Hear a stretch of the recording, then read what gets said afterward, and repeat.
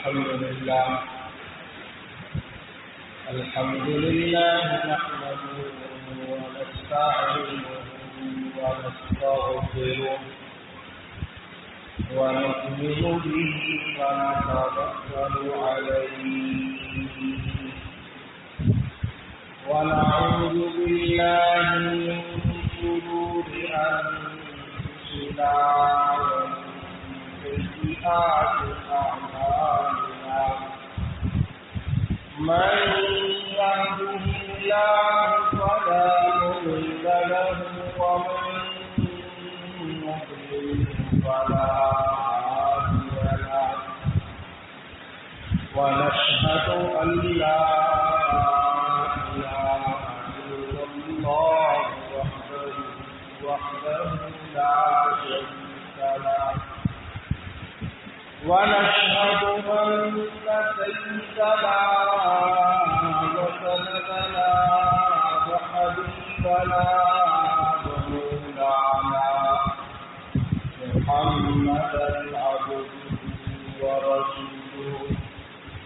صلى الله تبارك وتعالى عليه وعلى آله وأصحابه وبارك وسلم تسليما كثيرا أما بعد فأعوذ بالله من الشيطان الرجيم بسم الله الرحمن الرحيم والسابقون الأولون من المهاجرين والأنصار والذين اتبعوهم بإحسان رضي الله عنهم ورضوا عنه وأعد لهم جنات تجري تحتها الأنهار خالدين فيها أبدا ذلك الفوز العظيم صدق الله مولانا العظيم وبلغنا رسوله النبي الكريم الأمين ونحن على ذلك من الشاهدين والشاكرين والحمد لله رب العالمين. بزرگان محترم،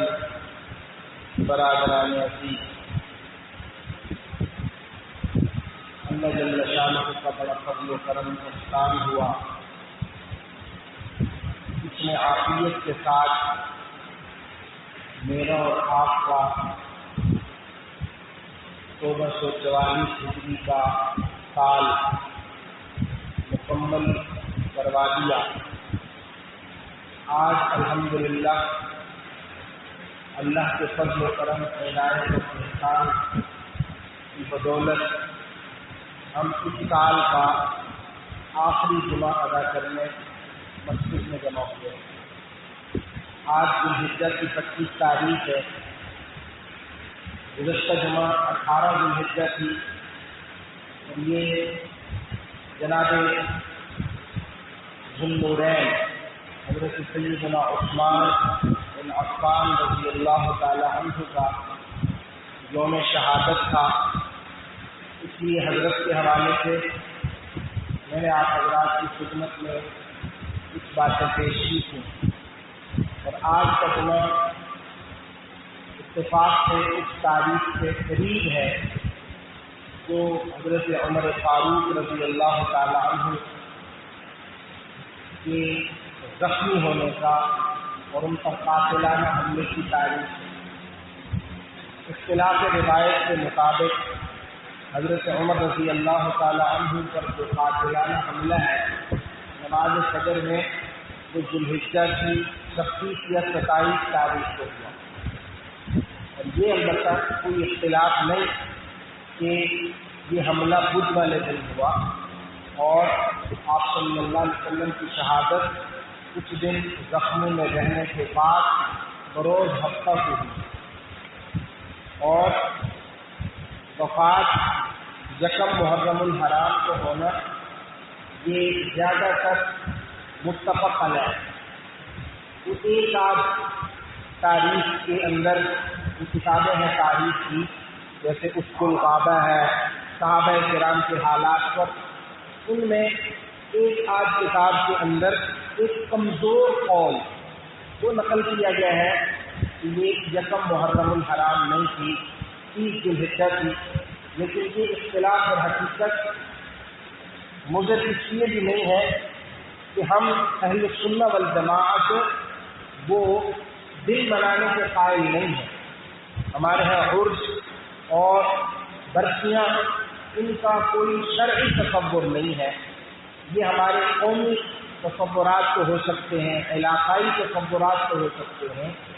لیکن یہ کوئی شرعی تصور نہیں ہے کہ کسی شخصیت کو اگر آپ نے خراج عقیدت پیش کرنا ہے تو اس کے لیے اس کا دن یوم پیدائش یوم وفات ہی مختص ہے، بلکہ آپ کسی بھی شخصیت کو خراج عقیدت پیش کرنا چاہتے ہیں، اس کے زندگی کے جو وہ پہلو ہیں جو آپ کے لیے میرے لیے مشعل راہ ہو سکتے ہیں ان کو بیان کرنا چاہتے ہیں،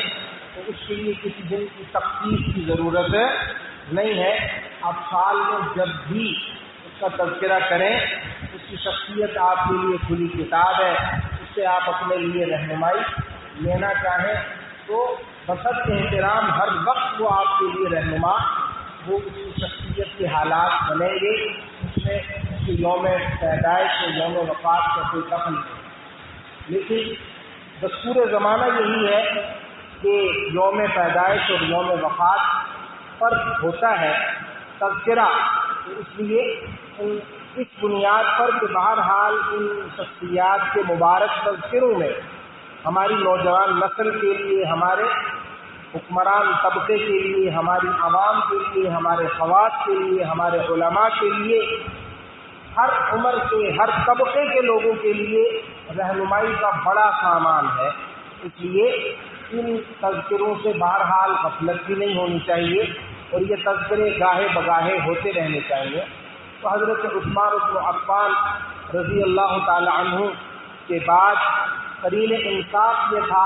کہ حضرت عمر فاروق رضی اللہ تعالی عنہ کا بھی تذکرہ ہو، اور اس کے بعد محرم الحرام کی 10 تاریخ کو نواسہ رسول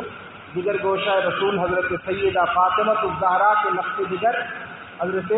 سیدنا حسین بن علی رضی اللہ تعالی عنہ کا یوم شہادت ہے، تو ان کو بھی اپنے تذکروں میں شامل کرنا یہ اہل سنہ والجماعت کا شعار ہے۔ کسی ایک کا تذکرہ کرنا اور باقیوں کا تذکرہ نہ کرنا یہ اہل سنہ والجماعت کا شعار نہیں۔ اہل سنہ والجماعت کے نزدیک تمام صحابہ کرام، تمام اہل بیت اعظام یکساں قابل احترام ہے، ان کی محبت، ان کا احترام، ان کا ذکر خیر یہی ہمارے ایمان کی نجات اور حفاظت کا ذریعہ ہے۔ کسی سے بھی ادنا بغض، لا تعلقی، اس پر تنقید یہ ایمان کی خرابی اور ایمان سے سلب ہونے کا ذریعہ ہے۔ جناب نبی کریم سرور دو عالم صلی اللہ علیہ وسلم کے حضور شرمسار ہونے اور آپ کے جو ہے وہ شفاعت سے اس میں محرومی کا اندیشہ ہے، اس لیے ہم کسی کا احترام اس بنیاد پر نہیں کرتے کہ وہ اہل بیت میں سے ہے، کسی کا احترام اس بنیاد پر نہیں کرتے کہ وہ صحابہ کرام میں سے ہے، بلکہ یہ سب کے سب جناب نبی کریم سرور دو عالم صلی اللہ علیہ وسلم کی جو ہے وہ تربیت کا عکس ہے۔ میرے اور آپ کے لیے ان کی زندگیاں سبق آموز اور مشعل راہ ہے، اس لیے ان مبارک ہستیوں کے ساتھ ہمارا ایمانی اور ہمارا عقیدت کا جو ہے وہ رشتہ ہے، ہم ان میں اس اعتبار سے کوئی فرق نہیں کرتے۔ جیسے انبیاء کرام کی خوشبوئیں الگ ہیں، ان کی وجوہ فضیلت الگ ہے، لیکن بحیثیت نبی سب برابر ہے، سب کو اللہ جل شانہ نے یکساں طور پر مقام نبوت سے سرفراز کیا۔ اس لیے جناب نبی کریم سرور عالم صلی اللہ علیہ وسلم کے جو ہے وہ اہل بیت ہوں تو انہوں نے بھی آپ صلی اللہ علیہ وسلم کا دیدار پاک کیا، اور آپ صلی اللہ علیہ وسلم کی شرف صحبت سے، آپ کی تربیت سے فیضیاب ہوئے، اور دیگر جو حضور کے گھر کے افراد نہیں ہیں عام جو ہے وہ مکہ کے مدینہ منورہ کے لوگ تھے، انہوں نے بھی جب آپ صلی اللہ علیہ وسلم کی صحبت اختیار کی تو وہ بھی آسمان ہدایت کے آفتاب و مہتاب بن گئے۔ اصحابی کالنجوم بأیہم اقتدیتم اہتدیتم الصحابۃ کلہم عدول، یہ ان کے بارے میں جناب رسالت مآب صلی اللہ علیہ وسلم کی زبان سے سرٹیفکیٹ جاری ہوئے۔ اور گزشتہ جمعہ بھی عرض کیا تھا کہ ان کا مختلف جنگوں کے اندر جو تاریخ میں ذکر آتا ان کی شمولیت، اس کا ہم انکار نہیں کرتے، لیکن میں نے عرض کیا تھا کہ اللہ تعالیٰ کو ان کا ان جنگوں میں شریک ہونا پہلے سے معلوم تھا، لیکن اس کے باوجود اللہ نے ان کے لیے سرٹیفکیٹ پہلے جاری کیے، رضی اللہ عنہم ورضوا عنہ، ان کے لیے اولئک هم الراشدون کا اعزاز پہلے ان کے نام کیا، اولئک هم المفلحون، اولئک هم المهتدون، اولئک هم الفائزون، یہ اعلانات پہلے کیے۔ پتہ چلا کہ یہ اعلانات اصل ان کے لیے سند ہیں، ان کا بعد میں اگر تاریخی کردار روایات کی بنیاد پر کہیں مخدوش یا کمزور نظر بھی آتا ہے تو میرے اور آپ کے لیے وہ حجت نہیں ہے، میرے اور آپ کے لیے اللہ کا قرآن حجت ہے، وہ میرے اور آپ کے نبی صلی اللہ علیہ وسلم کے درمیان واحد واسطہ ہے جس کے لیے ذریعے دین متین پر اعتماد کا رشتہ میرا اور آپ کا قائم ہے۔ لہذا یہ سلسلہ اعتماد اگر درمیان سے مخدوش ہو جائے، اس پر ہمارا اعتماد کمزور ہو جائے تو پھر دین کی بنیادیں متزلزل ہو جاتی ہیں۔ اس لیے سب کا احترام کرنا ہے، سب کا ذکر خیر کرنا ہے۔ تو حضرت سیدنا عمر بن خطاب رضی اللہ تعالی عنہ یہ رسول اللہ صلی اللہ علیہ وسلم کے فیض یافتہ صحابہ کرام اہل بیت نظام میں وہ عبقری اور جامع الکمالات شخصیت ہے جو روحانی طور پر بھی بلند مقام پر فائز ہے۔ ان کی ذاتی زندگی دیکھی جائے تو بھی ورع و تقویٰ، للہیت، روحانیت سے لبریز نظر آتی ہے، اور اگر ان کو بطور امیر المؤمنین، بطور مدبر، بطور مشیر اور وزیر جناب نبی کریم صلی اللہ علیہ وسلم سے دیکھا جائے، کاروبار حکومت کے ماہر کی نظر سے دیکھا جائے، امت کے خیرخواہ اور غمخوار کی حیثیت سے دیکھا جائے، اور بصیرت کے اعتبار سے ان کی بصیرت کا جائزہ لیا جائے، ان کے فہم و تدبر اور تفقہ کا جائزہ لیا جائے، ہر جگہ کوئی پہلو بھی لیا جائے تو ہمیں وہ اوج کمال پر نظر آتے ہیں، اور اپنے بیگانے سب ان کے ان کمالات کے معترف نظر آتے ہیں، الا ماشاء اللہ کہ کسی کو اللہ تعالیٰ نے کلمہ حق کہنے کی توفیق ہی نہ دی ہو، وہ مخالفت برائے مخالفت پر مصر ہو تو مصر ہو، ورنہ یہ تاریخ اسلامی کا وہ روشن ستارہ ہے کہ جن سے صرف نظر ممکن ہے۔ اور میں جیسا کہ کہا کہ بیگانے بھی الفضل ما شہدت به الاعداء، کہ کسی شخصیت کا کمال وہی زیادہ قابل تسلیم ہوتا ہے جس کی اس کے دشمن گواہی دیں۔ ہندوستان کے اندر آپ سب حضرات کو معلوم ہے کہ 1935 یا اس کے لگ بھگ آس پاس عرصے کے اندر ہندوستان کے مختلف صوبوں کے اندر کانگریس کی وزارتیں قائم ہوئیں، اور گاندھی جی جو کانگریس کے بڑے تھے، ہندوؤں کے مہاتما اور لیڈر تھے، انہوں نے نو منتخب حکومت کے اراکین کو، گورنر کو اور مختلف شعبوں کے ذمہ داروں کو کہا کہ میں تمہیں جو ہے وہ اپنے کسی بڑے کے کردار کی کو جو ہے وہ رول ماڈل بنانے کی تلقین نہیں کر سکتا، میرے پاس ایسا کوئی رول ماڈل اپنے ہندو مذہب کی تاریخ میں موجود نہیں ہے کہ میں تمہیں یہ کہوں کہ تم ان جیسا کردار اپناؤ، ان جیسی جو ہے وہ حکومت کرو۔ میں مجبور ہوں کہ میں تمہیں مسلمانوں میں سے ابو بکر و عمر کے کردار کو اپنانے کی تلقین کرو، وصیت کرو کہ ان جیسا حکمران بنو، ان جیسے جو ہے وہ عوام کے حقوق کی نگہداشت کرنے والے بنو۔ تو یہ ان کی طرف سے اعتراف ہے، اور آج دن ویلفیئر اسٹیٹ کی تاریخ میں ہم رسم النساء رہتے ہیں، اور وہاں جانے کے لیے ہمارے ہر طبقے کے لوگ ہر وقت وہ پرواز کی تیاری کرتے رہتے ہیں۔ ویسٹرن جو کنٹریز ہیں، مغربی ممالک ہیں، ان کا نظام ویلفیئر اگر ہے تو اس کی بنیاد بھی حضرت عمر فاروق رضی اللہ تعالی عنہ کا نظام ہے۔ اور ناروے والوں نے تو بچوں کا جو وظیفہ اور الاؤنس مقرر کیا ہے، اس کا نام انہوں نے واضح طور پر حضرت عمر کو خراج عقیدت پیش کرنے کے لیے اس کا نام ہی عمر الاؤنس انہوں نے تجویز کیا ہے کہ بھائی حضرت عمر فاروق رضی اللہ تعالیٰ عنہ نے جو ہے وہ شیرخوار بچوں کا پیدا ہوتے ہی وظیفہ مقرر کیا تھا، اس لیے ان ممالک کے اندر جو ترقی یافتہ ممالک ہیں تو ان کے اندر بچہ پیدا ہوتے ہی اس کا سرکاری وظیفہ والدین کو جو ہے وہ دیا جاتا ہے کہ وہ اس بچے کی تربیت، اس کی جو ہے وہ غذا وغیرہ کے لیے کسی قسم کی پریشانی کا جو ہے ان کو سامنا نہ کرنا پڑے۔ اور حضرت عمر فاروق رضی اللہ تعالیٰ عنہ نے پہلے اس کا ریاض مقرر کیا تھا کہ جب بچہ دودھ چھوڑ دے گا اور اس کی والدہ آ کر یہ بات درج کروائے گی کہ میرے بچے نے دودھ پینا چھوڑ دیا ہے، تب جا کر یہ وظیفہ جاری ہوگا۔ ایک مرتبہ جو ہے وہ انہوں نے دیکھا رات کو گشت کرتے ہوئے کہ ایک خاتون ہے وہ اپنے بچے کو بہلا رہی ہے اور اس کو جو ہے وہ دودھ نہیں دے رہی، تو حضرت عمر نے پوچھا کہ اسے دودھ کیوں نہیں دے رہی ہو، اسے کیوں جو ہے وہ دودھ کے باوجود جو ہے وہ تم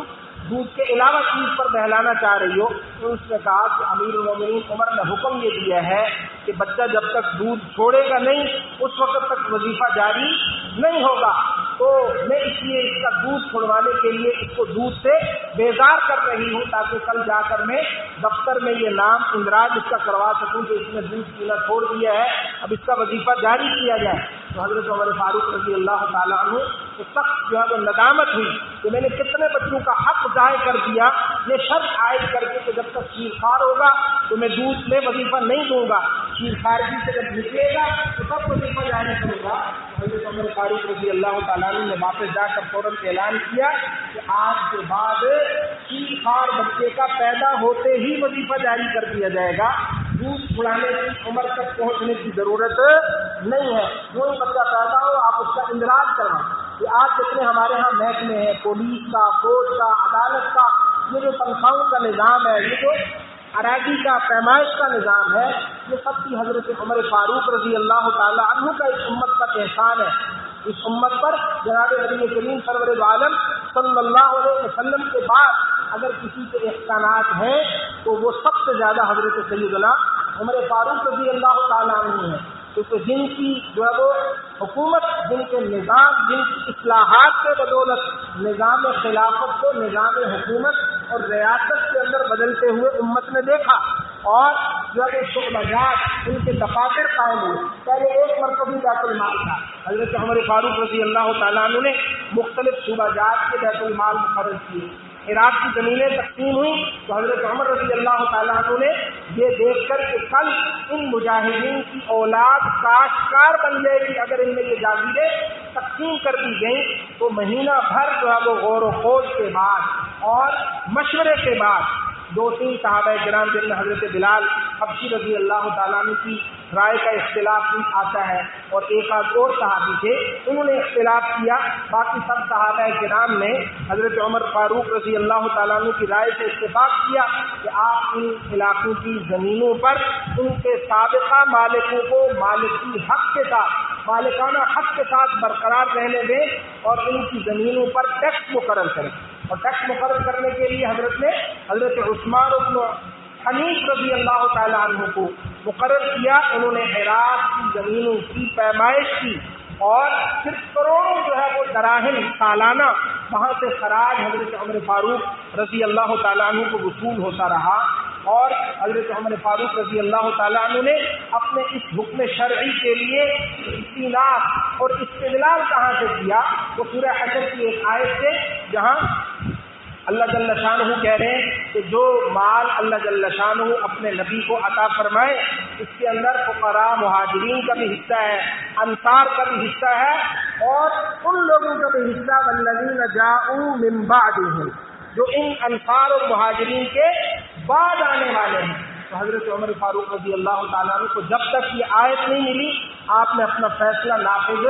نہیں فرمایا عراق کی جو ہے وہ زمینوں کے معاملے میں، اور جب یہ آیت حضرت کے سامنے آ گئی تو اس کے بعد ان کو پورا شرح صدر ہوا، پورا اطمینان ہوا، اور آج اس کی برکت سے جو ہے وہ یہ ہے کہ بھائی الحمدللہ وہ زمینیں ان کے اصل مالکوں کے پاس آج تک کیا ہیں موجود ہے۔ تو حضرت عمر فاروق رضی اللہ تعالیٰ عنہ یہ اسلام کے اور دنیا کے وہ بے نظیر فاتح ہیں جن کی کوئی مثال جو ہے وہ دیگر فاتحین میں نہیں ملتی۔ دیگر فاتحین جس علاقے میں جاتے تھے اس علاقے کو تہو بالا کر دیتے تھے، وہاں کے عزت داروں کو ذلیل اور ذلیل لوگوں کو باعزت کر دیتے تھے، وہاں کی عورتوں کو بچوں کو وہ غلام بنا کر ان کے ساتھ بہیمانہ تشدد اور ناروا سلوک کرتے تھے۔ لیکن حضرت عمر فاروق رضی اللہ تعالیٰ عنہ نے اصلاحات کی اور اپنے جو ہے وہ گورنر کو اور اپنے جو ہے وہ جرنیلوں کو یہ ہدایت کی کہ جس علاقے میں جاؤ وہاں کی عورتوں پر، وہاں کے بچوں پر، وہاں کے راہبوں پر، وہاں کے بوڑھوں پر،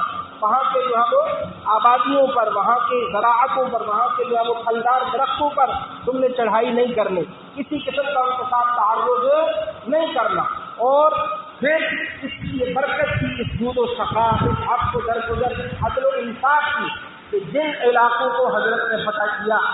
لکھا ہے کہ 1056 شہر حضرت عمر فاروق رضی اللہ تعالیٰ عنہ کی دور حکومت میں اللہ تعالیٰ نے فتح کروا کے مسلمانوں کو عطا کیے، اور 22 لاکھ سے زیادہ 22.5 لاکھ مربع میل پر حضرت عمر فاروق رضی اللہ تعالیٰ عنہ نے 10 سال 4 ماہ اور چند دن حکومت کی، اور جن علاقوں میں اللہ تعالیٰ نے حضرت عمر فاروق رضی اللہ تعالیٰ عنہ کی بدولت اسلامی پرچم کو لہرانے کا اعزاز حضرت کو عطا کیا، ان میں سے بیشتر علاقے وہ ہیں جہاں آج بھی الحمدللہ اسلام اور مسلمان موجود ہیں، اور مسلمانوں اور اسلام کو اور ان کی عظمت رفتہ کے نشانات کو وہاں سے مٹایا نہیں جا سکا۔ یہ حضرت عمر فاروق رضی اللہ تعالیٰ عنہ کے کام کے عند اللہ مقبول ہونے کی علامت ہے، جبکہ الیگزینڈر ہے، سکندر اعظم ہے، دیگر فاتح ہیں، وہ فتح کے نشے میں سور جب جاتے تھے تو جو ہے وہ قتل عام کا حکم دے دیتے تھے اور لونڈی غلام بنا کر ان کے ساتھ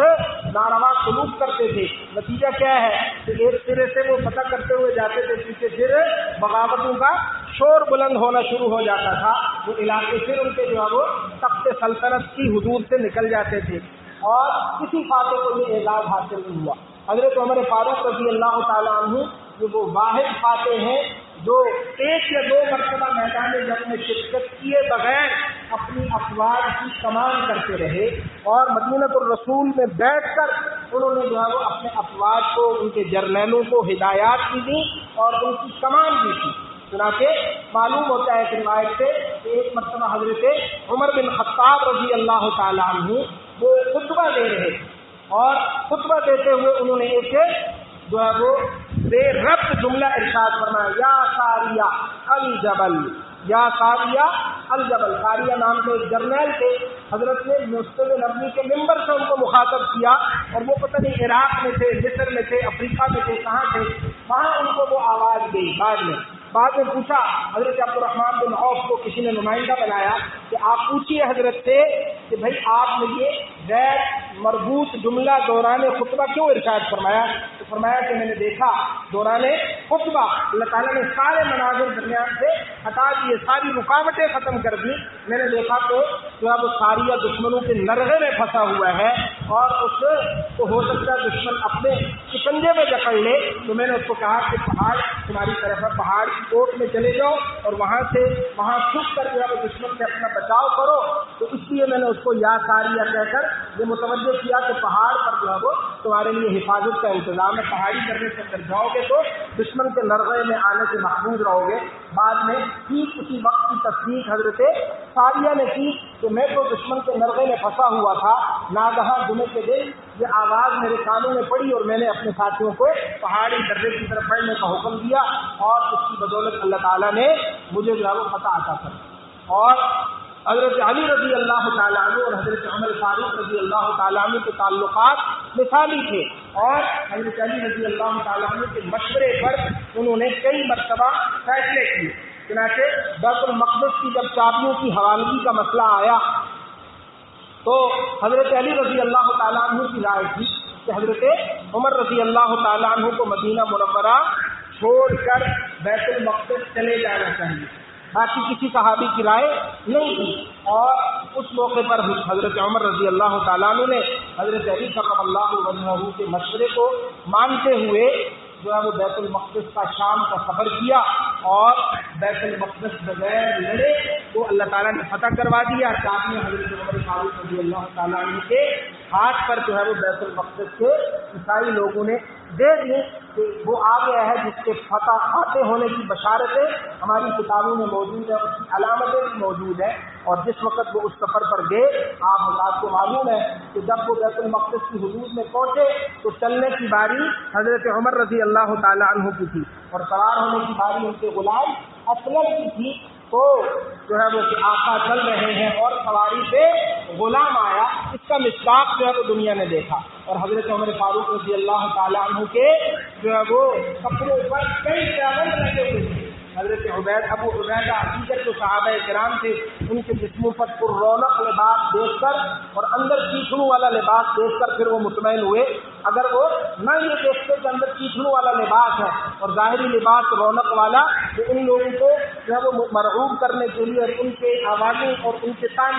و تشریح سے بچنے کے لیے ہے، تو حضرت عمر رضی اللہ تعالیٰ عنہ کبھی مطمئن نہ ہوتے. اور وہاں انہوں نے ایک جملہ بھی ایک تاریخی ارشاد فرمایا کہ نحن قوم اذلہ اعزنا اللہ بالاسلام. ہم ایک عاجز، ہم ایک بے بس، لاچار اور دنیا کی نظروں میں کسی قسم کی وقعت نہ رکھنے والے لوگ تھے. اللہ تعالیٰ نے ہمیں اسلام کی بدولت عزت عطا فرمائی ہے. فمهما نطلب العزة بغیر ما اعزنا اللہ اذلنا اللہ. اب جب ہم بھی اسلام کے رستے کو چھوڑ کر کسی اور رستے سے عزت و اقتدار کے طالب ہوں گے، اللہ جل شانہ ہمیں دنیا کے سامنے ذلیل کر کے رکھے گا. اس لیے یہ وہ جملہ ہے حضرت کا جس پر مجھے اور آپ کو آج اپنا جائزہ لینے کی ضرورت ہے کہ آج ہمیں اغیار کے طریقوں میں ان کی نقالی میں اپنی کامیابی نظر آتی ہے، اپنا فخر نظر آتا ہے، جبکہ ہمارے ہیرو جن پر ہماری تاریخ ناز کرتی ہے، جن پر امت مسلمہ اور اسلام کو ناز ہے، وہ یہ کہتے ہیں کہ ہمیں جو ہے وہ عزت اور افتخار اسلام اور اسلام کے طریقوں پر چل کر ملے گا. اس لیے یہ حضرت عمر فاروق رضی اللہ تعالیٰ عنہ کا یہ ارشاد اس کو پلے باندھنا چاہیے. اور انفرادی زندگی میں، اجتماعی زندگی میں، عائلی زندگی میں اور معاشرتی اور سماجی زندگی کے اندر فردوں کے جو بھی زندگی کا پہلو ہے اس میں ہمیں اسلام کو اور قرآن و سنت کو بالادست کرنا چاہیے تاکہ ہمیں جو ہے وہ اللہ تعالیٰ عزت اور افتخار عطا فرمائے. اور ہمارے استاد حضرت مولانا محمد شفیع عثمانی صاحب اپنے والد ماجد حضرت مولانا مفتی محمد شفیع صاحب نبر اللہ مرقدہ کے حوالے سے فرماتے تھے کہ دنیا میں دیگر قوموں کی عزت کا، ترقی کا جو بھی معیار ہو سو ہو، لیکن مسلمانوں کے لیے ترقی کا معیار ایک ہی ہے، وہ ہے قرآن و سنت کی غیر مشروط اطاعت اور اس کے ساتھ بے لچک وابستگی. جب تک یہ غیر مشروط اطاعت اور بے لچک وابستگی مسلمانوں کی قرآن و سنت کے ساتھ قائم رہی، وہ دنیا کے اندر قابل افتخار بھی رہے، قابل تقلید بھی رہے اور ان کی عظمت کے نشانات دنیا کے اندر قائم اور قائم رہے، ان کی فتح کے جھنڈے دنیا کے اندر لہراتے رہے. لیکن جب مسلمانوں نے اجتماعی اور انفرادی طور پر قرآن و سنت کی عظمت سے منہ موڑا، اس سے وابستگی سے انحراف کیا، تب سے لے کر آج تک عددی وسائل کے باوجود، افرادی قوت کے باوجود، 56 اسلامی ممالک پر مشتمل ہونے کے باوجود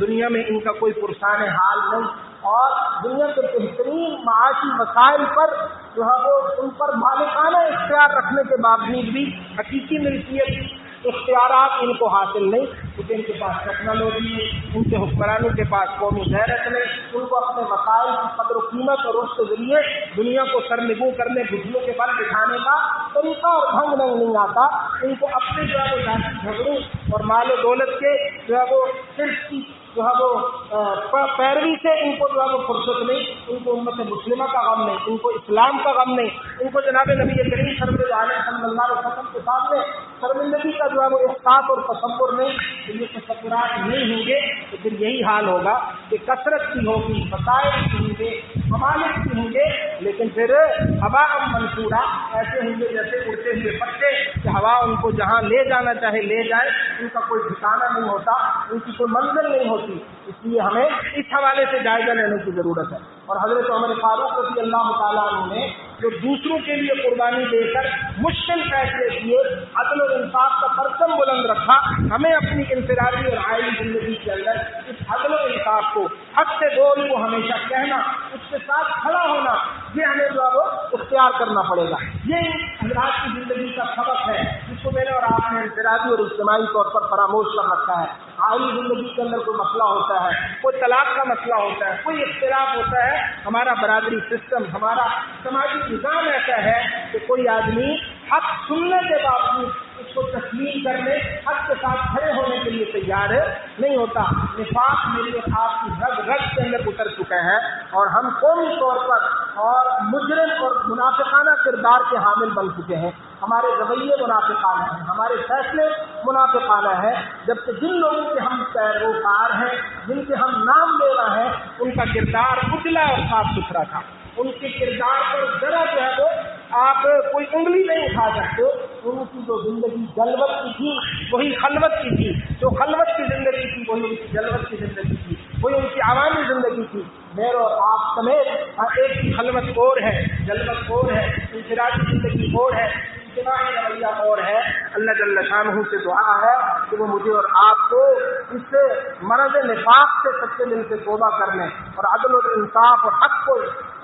و صداقت کے ساتھ کھڑے ہونے کی اللہ جل شانہ مجھے اور آپ کو توفیق عطا فرمائے۔ اور اللہ جل شانہ میری طرف سے، آپ کی طرف سے، امت کے عظیم محسنین جو شخصیات ہیں، حضرت سیدنا عثمان، حضرت سیدنا ابو بکر، حضرت سیدنا عمر فاروق، حضرت سیدنا علی مرتضیٰ کرم اللہ وجہ، حضرت سیدنا حسن، حضرت سیدنا حسین، حضرت سیدنا امیر معاویہ اور تمام صحابہ کرام، تمام اہل بیت اعظام، تمام ازواج مطہرات، ان سب کی قبروں پر اللہ کروڑ ہا کروڑ ارب ہا ارب رحمت نازل فرمائے کہ یہ تاریخ اسلامی کی نامور اور اس تاریخ اسلامی کے ماتھے کا جھومر شخصیات ہے۔ اللہ جل شانہ ان کے کردار کو اپنی زندگیوں کے اندر روشن کرنے کی، ان کی زندگیوں کو مشعل راہ بنانے کی مجھے اور آپ کو توفیق عطا فرمائے۔ وما علینا الا البلاغ۔